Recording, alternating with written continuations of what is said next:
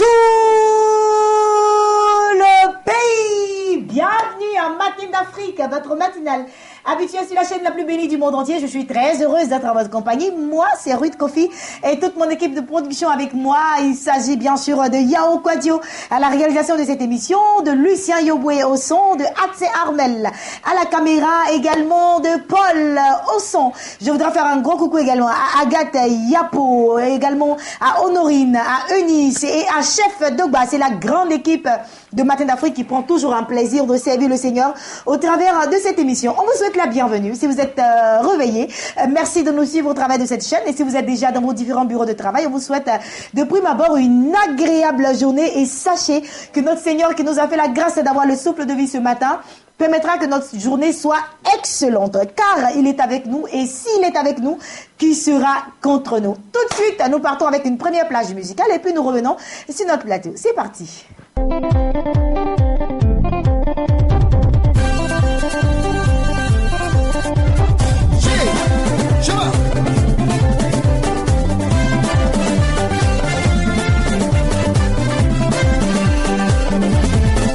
Jésus, la solution de ce monde, il est le roi des rois.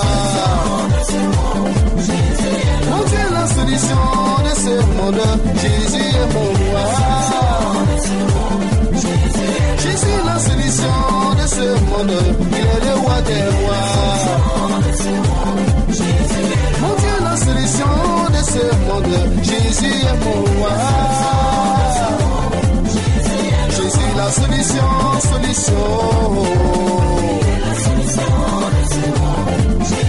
Jésus, la solution, solution.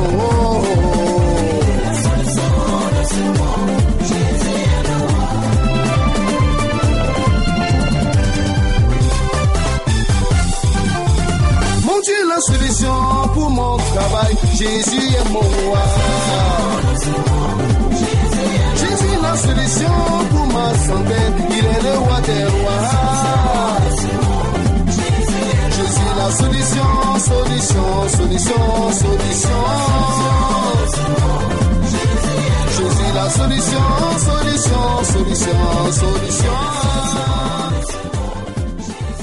Retour sur notre plateau. Merci beaucoup au révérend Camara. J'espère que vous avez apprécié. Jésus est la solution à nos problèmes, la solution pour ta nation, la solution pour ta vie. Il n'y a point d'autre solution, pas même sur la terre des hommes, plus bas que la terre, dans la mer, plus bas que la mer. Il n'y a point d'autre Dieu si ce n'est le Seigneur Jésus-Christ de Nazareth qui ouvre une porte et personne ne peut la fermer et qui ferme une porte et personne ne peut l'ouvrir. Il est l'Éternel des armées, Yahweh Jireh, Yahweh Shammah. C'est avec un grand plaisir que je parle de ce Dieu, car un père peut t'abandonner, une mère peut t'abandonner, même ton époux bien-aimé peut t'abandonner, mais Jésus-Christ de Nazareth, il n'abandonne jamais, je te l'assure.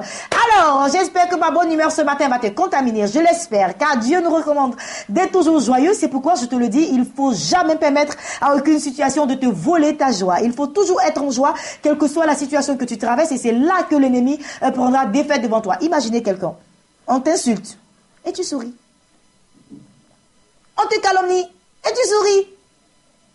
Ben, automatiquement, il est découragé. Pourquoi? Parce que tu as toujours le visage rayonnant. Et l'ennemi prend défaite lorsque nous avons un visage rayonnant, car nous savons en qui nous avons cru. C'est pourquoi chez vous à la maison, faites un joli sourire à votre voisin. Faites un joli sourire à quelqu'un à côté de vous. Faites un joli sourire à votre époux. Même si vous êtes fâché avec lui, dis-lui, chérie, je t'aime avec un joli sourire à l'appui. Voilà, comme moi là déjà.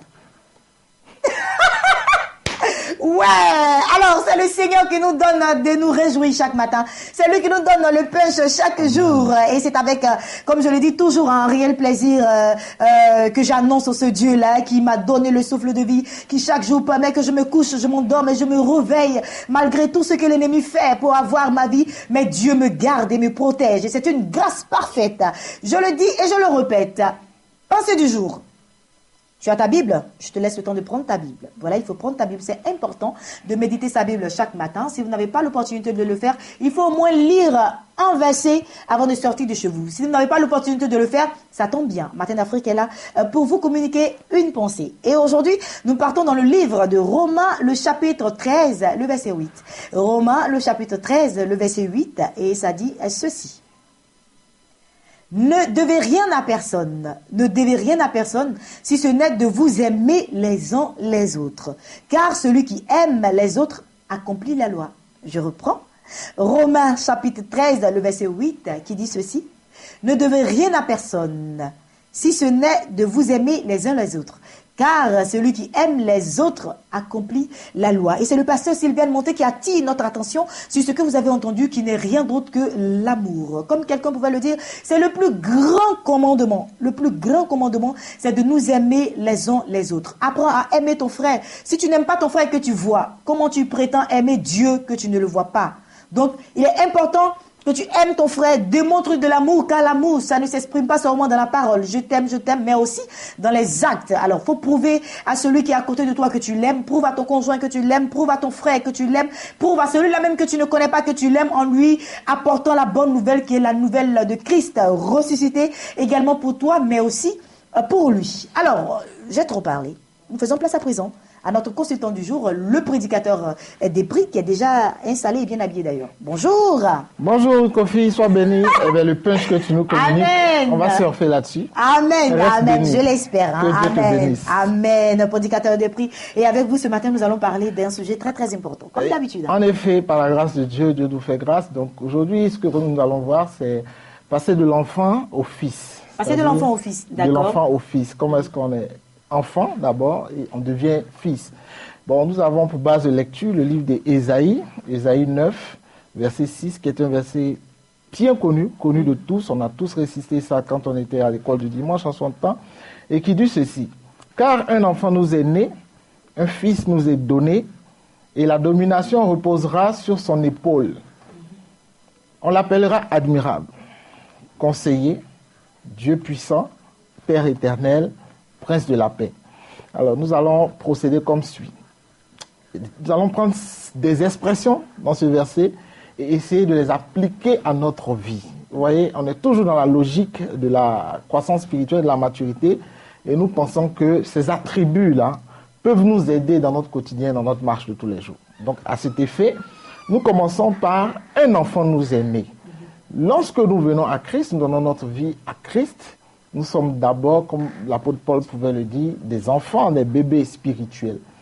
Mais il se trouve qu'il est important de ne pas rester au stade de bébé. Il est important de créer le parallèle physique, c'est-à-dire croître spirituellement comme on croît physiquement.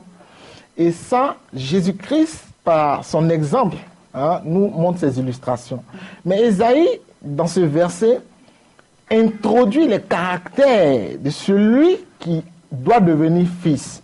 Alors, entre l'étape d'enfant et l'étape de fils, je dirais qu'on peut trouver, en premier point, comme il est dit lui-même, la domination. La domination est sur son épaule. D'accord. Le royaume des cieux nous appelle à dominer. Pour preuve, ça a été l'une des premières instructions que Dieu lui-même a ordonné à Adam dans le jardin. Il dit, tu domineras sur toutes choses. Mais on se rend compte qu'aujourd'hui, on ne domine pas. Il peut y avoir plusieurs raisons, il peut y avoir plusieurs aléas. Mais le but, c'est que dans notre conscience, il faut qu'on grave dans notre subconscient l'effet de domination. Et l'effet de domination, mon frère, passe par l'apprentissage, le perfectionnement, l'envie de se parfaire, l'envie de grandir, l'envie d'apprendre. Et ça s'applique aussi, ces vertus-là s'appliquent à notre marche chrétienne. Il y a des choses qui sont tristes, il y a des constats que nous faisons. Aujourd'hui, le statut de chrétien est un peu ce que j'appelle le parapluie, c'est-à-dire le paravent de couverture.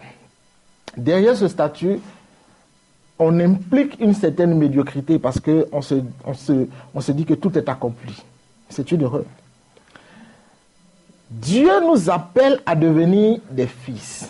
Et quand nous avons ça dans notre esprit, nous nous disons que nous sommes dominateurs. Comment peux-tu être dominateur, mon frère, ma soeur, si, comme l'a dit Ruth dans son introduction, tu te lèves déjà avec l'anxiété et tu te lèves déjà découragé? Comment peux-tu être dominateur si tu refuses d'apprendre, si tu refuses de te parfaire? Pour dominer, il faut avoir déjà la connaissance. je dis toujours, la connaissance n'est pas liée à l'instruction. Autrement dit, je peux ne pas être instruit, mais avoir de la connaissance dans mon domaine.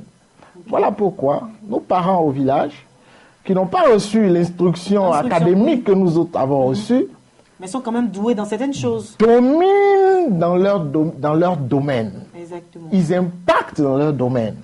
Prenons l'exemple de l'agriculture. Il y a des agriculteurs aujourd'hui qui sont plus pétris de talent que des ingénieurs agronomes. Mais parce que ces personnes ont accepté d'apprendre. Et ça, je veux encourager ceux qui nous suivent. Pour dire que lorsque nous voulons passer du statut d'enfant au statut de fils, l'apprentissage des différents domaines est un préalable. Sinon, le risque encouru, c'est qu'on risque de grandir physiquement et ne pas avoir la carrure spirituelle qui va avec. Et quand on se retrouve dans un tel cas, on s'étonne, on dit, mais comment une grande personne comme ça peut réagir de la sorte? Parce qu'il y a un paradoxe, il y a une anachronique entre les réactions et l'état de la personne. C'est comme des personnes qui ont souvent des problèmes. En effet. Voilà, une personne qui grandit et qui a souvent un problème mental et tout cela. Ça peut arriver. Ça encore quand c'est génétique. Voilà. Par exemple pour les trisomiques, pour ceux qui ont des paralysies. Voilà. C'est la même chose. Et ça, c'est des choses dont on doit parler dans le corps du Christ. De sorte à ne pas créer des personnes qui ne dominent pas dans leur environnement. Parce que le but, c'est que, qu'on le veuille ou pas, depuis la création, on est dans un monde de défis. Et Christ l'illustre très bien quand il dit, depuis le temps de Jean-Baptiste depuis le temps des prophètes jusqu'à celui de Jean-Baptiste, le royaume des cieux est forcé et seuls les violents. Mais quand on parle de violence, c'est pas la violence physique où il faut décapiter, là où il faut agresser, tout ça, mais c'est un espace de défi. Et dans cet espace de défi, il faut être performant. Donc, je suis d'accord avec Ésaïe quand il me dit la domination est sur son épaule. L'enfant de Dieu doit dominer. Au travail, tu dois être celui qui domine. Ensuite, il dit l'admirable. Vous voyez, le monde des ténèbres peut faire en sorte que les individus ne soient pas agréés. Il arrive des fois où on dit à quelqu'un, mais toi, tu es bizarre, il y a quelque chose qui ne va pas sur toi. On ne t'aime pas. Quand tu rentres quelque part, même, l'atmosphère est changée. Ça, c'est le monde des ténèbres. Or, le décret spirituel qui est pris sur ta vie, c'est que tu dois être admirable. Partout où est-ce que tu rentres, ça n'a rien à voir avec le vestimentaire, ça n'a rien à voir avec les apparats que nous portons. Mais quand vous entrez dans un environnement, un certain éclat, parce que la Bible dit que lorsque Jésus-Christ descendait de la montagne après ses prières, il avait un certain éclat. Alors, je veux encourager les uns et les autres à comprendre que le décret qui est sur la vie, c'est aussi l'admirabilité, mais c'est l'admirabilité qui vous ouvre aussi des portes. Et quand on est chrétien et qu'on aspire à être fils, il est important que nous puissions faire en sorte que nous soyons appréciés des hommes, que nous soyons appréciés de nos supérieurs, que nous soyons appréciés de nos collaborateurs, ainsi de suite. Ça va avec. Alors, quand il y a un défaut d'appréciation, on doit souvent se remettre en cause. Et on a vu l'introspection l'année dernière qui nous permettrait de nous analyser. Et ensuite, il dit, conseiller. Ma sœur Ruth, mais tu es bénie parce que Amen. Ton mari est pour toi un conseiller. Amen. Et c'est ce que nous voulons communiquer ce matin aux gens. Vous êtes des conseillers, mais en même temps, vous avez aussi des conseillers. Alors, il est important qu'on puisse s'ériger en conseiller. Mais pour s'ériger en conseiller, il faut avoir quelque chose à dire. Et pour pouvoir dire quelque chose, il faut avoir une certaine expérience. Voilà pourquoi je ne condamne pas ceux qui sont passés par des difficultés. Je ne condamne pas celui qui se drogue. Demain, ils pourront conseiller. Je ne condamne pas la prostituée. Je ne condamne pas le meurtrier. Parce que demain, son expérience à lui peut porter, peut sauver, peut aider quelqu'un d'autre. Et ça, quand on a un œil accusateur sur l'état de quelqu'un, l'état à l'instant T, mais que cet œil accusateur ne demeure pas. Voilà pourquoi Christ dit dans les Écritures, il ne faudrait pas que le soleil se couche sur notre colère. Il ne faudrait pas que le soleil se couche sur nos étiquettes que nous collons sur les uns et les autres. Et je pense qu'en étant de bons conseillers, nous sauvons des vies. Parce que j'ai vu des personnes qui, par leurs mauvais conseils, ont brisé des couples. Ont emmené des enfants à devenir des rebelles, à devenir des têtes brûlées, à devenir des endurcis, simplement parce que le conseil n'était pas adéquat et n'était même pas supporté par l'expérience. Parce que si vous n'avez pas manqué de 100 francs, vous ne pouvez pas comprendre que quelqu'un puisse manquer de 100 francs avec profit. Si vous n'êtes pas passé par une épreuve, vous ne pouvez pas apprécier à la juste valeur cette épreuve. Donc, il est important que nous soyons de très bons conseillers. Mais en même temps, avoir aussi de bons conseillers nous sauve aussi la vie. Pour preuve, David dit... Il est important, vous l'avez dit, hein, je reprends votre phrase, il est important d'avoir de bons conseillers, il est important d'être soi-même un bon conseiller, mais aussi il est important d'avoir de bons conseillers. Tu es d'avis avec moi, parce que même le roi David le dit, il dit, par la multitude des conseillers, la réussite s'impose. Exactement. Mais il y a un piège là-dedans.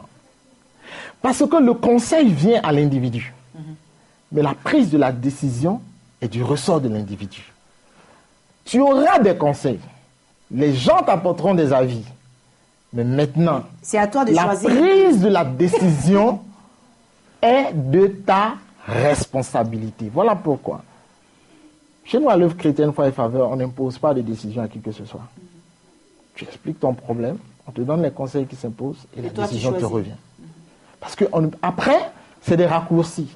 Pour dire que c'est l'homme de Dieu qui m'a dit de faire ça. Alors que ça n'a rien à voir. Simplement parce que tu n'as pas su apprécier à la juste valeur le conseil qui est venu à toi. Et ça fait partie des caractéristiques aussi de la croissance vers la maturité. Oui, je pense que tout ça aussi, ça a besoin de sagesse. Quelqu'un qui est mature doit vraiment être rempli de sagesse. Parce que pour pouvoir discerner entre plusieurs conseils à la fois, ce n'est pas vraiment évident si on n'a pas la sagesse de Dieu. Si vous n'avez pas la sagesse, les conseils viendront, mais vous planterez. Exactement. Parce que c'est comme une corbeille à fruits. Il faut choisir le bon fruit. Les conseils sont là, mais il faut pouvoir discerner.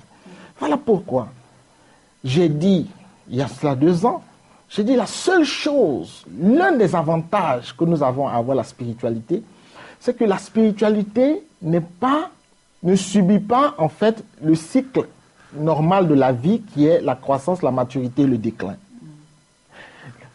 Plus vous gagnez en âge, plus votre spiritualité s'augmente. C'est vrai, vous perdez de la vigueur de la jeunesse, mais l'état spirituel en lui-même est encore plus fort. On a pour exemple Isaac, qui lui-même était très avancé en âge, mais a octroyé la bénédiction à ses fils. Il n'avait plus la vigueur dans le temps. David, pareil. Moïse, pareil. Donc, à un certain moment de la vie, plus on se rapproche de la vieillesse, plus la sagesse doit être le défi majeur, le défi principal. À un autre moment, on pourrait dire, il faut que je travaille, il faut que j'ai du boulot, il faut que je me marie. Mais à un autre moment, il faut pouvoir dire, mais il faut que j'acquière ce secret-là, qui est la sagesse. Vous voyez, quand Jésus-Christ disait, je donnerai à Pierre les clés du royaume, les gens pensaient que c'était une clé physique, les gens pensaient que c'était... Non, c'était le secret de la sagesse qu'il a donné à Pierre. La sagesse est très, très, très, très importante, je pense. C'était un transfert de sagesse. Important dans le foyer, important dans le travail, important dans notre marche de chaque jour. Important dans la prise de décision. Vous ne pouvez pas prendre une décision pertinente si vous manquez de sagesse. Et Jésus-Christ et Ésaïe, qui est d'aventure un prophète très dur, très direct, dans le chapitre 9, parle beaucoup plus de restauration. Voilà pourquoi. Ensuite, il dit, après le conseil, le Dieu puissant. Mais c'est le descriptif de notre Seigneur Jésus-Christ. La puissance de Dieu. Aujourd'hui, cette puissance-là doit être mise en avant aussi. Doit être mise en avant dans les conversations, dans les échanges. La puissance de Dieu doit être reflétée par notre nature. Mais ça, si nous n'avons pas compris, nous ne respectons pas Ésaïe 9. Père éternel. Mais Christ est venu révolutionner les choses. Parce que à chaque situation, Dieu se révélait à ses prophètes sous une autre dimension. Voilà pourquoi il avait plusieurs noms. Voilà pourquoi il disait à certains, je me suis fait connaître à tes ancêtres sous ce nom-ci, mais toi, par contre, voilà comment tu dois désormais m'appeler. Et Jésus-Christ vient, il dit Père. Donc aujourd'hui, il renforce, en fait, Jésus-Christ renforce le lien qui existe entre nous, Fils, et Dieu, le Père. Et ça, c'est depuis déjà Ésaïe. Hein? Donc nous bénissons Dieu. Prince de la paix. Je veux dire ceci, selon Matthieu 5, dans les Béatitudes, il dit « Heureux ceux qui procurent la paix. » La paix. Et j'ai apprécié ton introduction parce que tu as parlé dedans de paix. Aujourd'hui, c'est ce défi majeur. Nous sommes en période électorale, il est important que nous puissions insister sur ces choses. Heureux ceux qui procurent la paix, car ils verront Dieu. Qui peut voir Dieu? Dieu dit « Nul ne peut me voir et vivre. » Et Jésus dit « Heureux ceux qui procurent la paix, car ils verront Dieu. » Y a-t-il une bénédiction beaucoup plus grande que celle-ci? Non. Je pense que nous devons être, par notre vécu, des vecteurs de paix partout où est-ce que nous nous trouvons. Aimer la paix, procurer la paix, vouloir la paix, rechercher la paix. C'est très important. La paix au-dessus de tout. Et je voudrais terminer par ceci. Dans le livre des bénédictions, Deutéronome 28, que l'homme connaît, que tout le monde connaît, il dit, vous serez la tête et non la queue. La définition est ceci. Selon Ésaïe 9, verset 15, qui dit, l'ancien et le magistrat, c'est la tête. L'ancien et le magistrat, c'est la tête. Et le prophète qui enseigne le mensonge, c'est la queue. Ok. Je suis d'accord avec le prophète Allah quand il dit que toutes les définitions de la Bible se définissent dans la Bible elle-même. Aujourd'hui, tout le monde aspire à être la tête. Nul ne veut être la queue. La définition de la queue, c'est être un prophète de mensonge. Ce n'est rien d'autre. À bon entendeur, salut. Salut. Que Dieu bénisse chacun et que la gloire de Dieu soit le partage de tout un chacun. Amen. Merci beaucoup, prédicateur de prix, pour ce bel enseignement, on va le dire, ce matin. Nous avons été très édifiés, comme d'habitude. Par la grâce de Dieu. On vous souhaite de passer une agréable journée et puis on salue toute la famille du côté des deux plateaux, les Perles. Merci, voilà, c'est en Abidjan, Côte d'Ivoire. Amen. Et bien, on se retrouve la semaine prochaine par la grâce de Dieu. Toujours. L'expression, le code. Oui, c'est ça. Alors, nous, à présent, nous allons rendre l'antenne à nos amis du Bénin avec Olivette qui nous attend certainement. Allez, Olivette, à toi l'antenne. Voici le jour que l'Éternel a fait, qu'il soit pour nous un sujet de joie. Amis téléspectateurs, j'espère que vous avez eu un bon réveil. En tout cas, ici, nous allons très bien et j'ai la grande joie de recevoir sur ce plateau des hommes de foi, de bravoure que je m'en vais vous présenter. Je reçois à ma gauche Monsieur Njo Noufa Toussaint. Bonjour monsieur. Bonjour madame. Comment vous allez? Et je reçois à ma droite monsieur Ted Taylor. Bonjour. Bonjour. Vous êtes les membres du ministère biblique La Fraternité des prisons du Bénin, c'est bien ça? Oui. Alors parlez-nous un peu de ce ministère. Prison, et pourquoi pas les autres? On trouve des gens en prison, mais pourquoi pas les autres? Et c'est comme ça que la vision est née. Et nous sommes dit que Dieu doit avoir un plan spécial pour ces personnes-là. Et c'est ainsi que nous sommes mis au service des prisonniers. Vous êtes sur ce plateau pour nous parler de ce programme que vous avez établi ce mois-ci, précisément cette semaine. Un programme bien alléchant et Dieu, par sa grâce, et nous a envoyé depuis les États-Unis un serviteur qui est arrivé pour la première fois ici. Et qu'est-ce que nous allons faire? Un événement d'envergure qui prévoit deux prisons, la prison civile de Lokossa, la prison civile de Parakou. Et là, nous avons déjà identifié les besoins de l'heure des prisonniers et nous allons leur apporter ces besoins et il y aura une grande croisade. Et nous l'avions fait déjà 2 fois avec l'évangéliste Tommy, et c'est un Américain, le couple Tommy, c'est un couple missionnaire. Et donc, alors, après leur passage, il y a eu une libération massive de prisonniers. Vous ne pouvez pas comprendre ce que c'est la libération massive des prisonniers. C'est-à-dire qu'il y a des dossiers même qui sont égarés, qui sont oubliés, que les juges ne retrouvent pas. Donc ces dossiers ont refait surface. Après la croisade. Et ils ont été libérés. Ils étaient très nombreux à la prison civile d'Abomey. Donc, alors, on est venu encore en force pour faire la même expérience à Lokossa et à Parakou. Et Dieu a pourvu. Il a mis les moyens à notre disposition. Super. Alors, cela va se faire quel jour et quel jour? À Parakou, ce sera quel jour? C'est le 17 et 18 de ce mois. Et à Parakou, c'est du 19 au 21. Du 19 au 21 février. D'accord. Voilà. D'accord. Alors, évangéliste Ted, vous avez un appel à lancer à la population béninoise. C'est fantastique d'être ici, d'apporter de l'assistance à ces prisonniers et le plus important, de leur apporter l'évangile de la grâce de Christ. Mais le message est le même pour quelqu'un qui est dans un coin de rue ou quelqu'un qui est dans une prison. Christ vous aime et sa grâce est encore disponible. Alors, vous avez des contacts à laisser avant de partir? Oui, et pour nous contacter, c'est simple. Il y a le 00229 95 96 81 46. Il y a le 00229 95 05 84 65 et le 00229 95 56 36 39. À l'instant, c'était les membres du ministère biblique, la Fraternité des prisons du Bénin. Avec eux, nous avons parlé de ce programme mis sur pied pour soutenir et apporter de l'affection à nos frères et sœurs dans les prisons. Rappelons que ce programme se tiendra du 17 au 18 février à la prison de Lokossa et du 19 au 21 février à la prison de Parakou. Ne manquez pas de soutenir cette belle initiative par vos gestes, par vos prières, par vos dons matériels, financiers.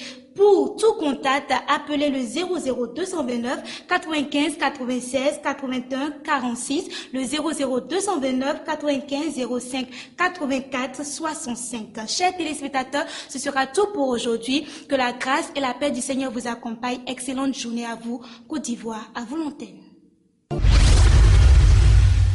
Retour sur notre plateau, merci beaucoup à nos amis du Bénin, toute la grande équipe du Bénin avec Olivette, notre super animatrice depuis le Bénin. Un gros coucou à toute l'équipe et puis merci beaucoup à vous. Quant à moi, j'ai un invité sur mon plateau, il s'agit de mon confrère Brio Christian qui est là pour un événement majeur, un événement de taille, l'arrivée d'un éminent prophète majeur. Pour faire God Innocent.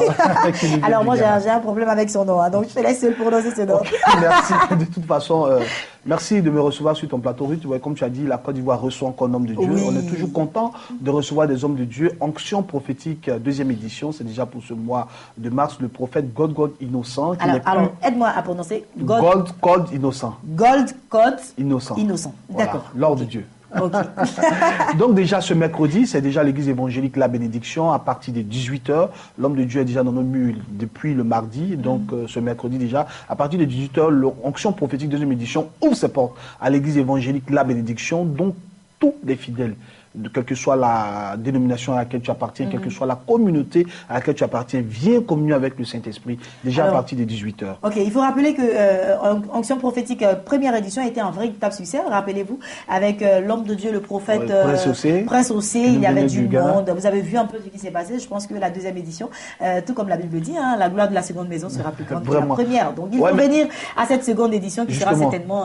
Et ce qui est intéressant, dans cette affaire, c'est que le prophète God Innocent, on sait que c'est un homme de Dieu qui dégage une véritable énergie. En tout cas, quand l'onction de Dieu se manifeste au travers de lui dans la salle, c'est toute la salle qui est en ébullition. Alors, il faut être là pour être impacté. Je dis simplement, il faut rappeler déjà les heures, c'est que ce mercredi, déjà à partir des 18h à l'église évangélique La Bénédiction, s'ouvre les portes du séminaire.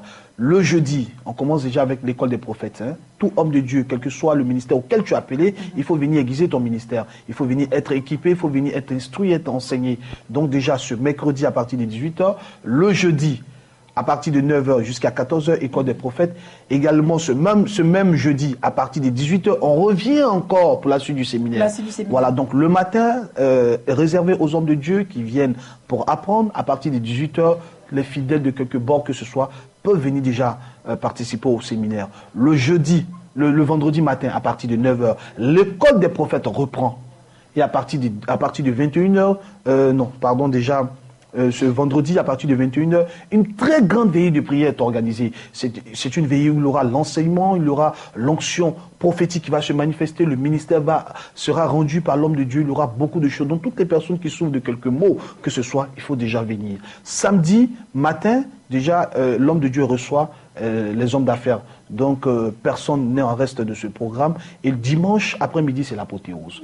Donc, je reprends jeudi, vendredi matin, à partir de 9h, école des prophètes. 5 000 francs seulement. Hein. Avec 5 000 francs, les hommes de Dieu auront des enseignements approfondis de la part de l'homme de Dieu. Donc, jeudi soir, 18h, le séminaire reprend.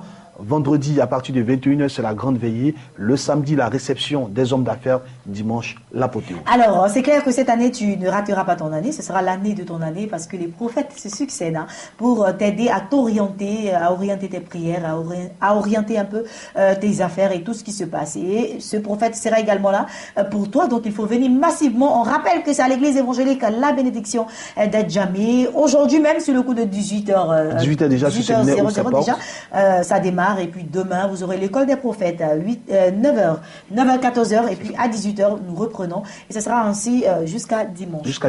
Alors, merci. On reviendra encore sur notre plateau pour continuer à l'annoncer. Bon, on va laisser les contacts. Hein, pour les contacts, tu peux déjà appeler le numéro qui s'affiche au bas de l'écran.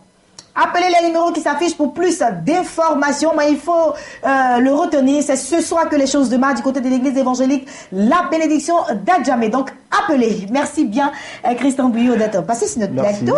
Et puis, on espère que ça a été, hein, après la CAN Actu Sport. Actu Sport continue ce mercredi. C'est vrai que je ne l'ai pas suivi le mercredi, mais c'est ce mercredi, à partir de la victoire des éléphants. Oui, naturellement, la victoire des éléphants. Ce mercredi, ils auront droit Tu devais être vachement content. Oui, bien entendu.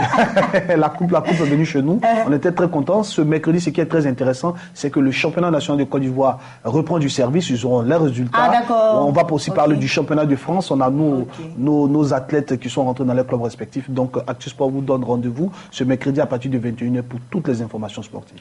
Merci beaucoup, Brio et toute son équipe. En tout cas, moi j'adore votre équipe. Hein. Merci. J'aime bien. C'est vrai que je rate un peu souvent, mais quand j'ai l'opportunité de suivre, je vais plus rater. Aïe, il faut parler encore un peu des éléphants encore. Et puis...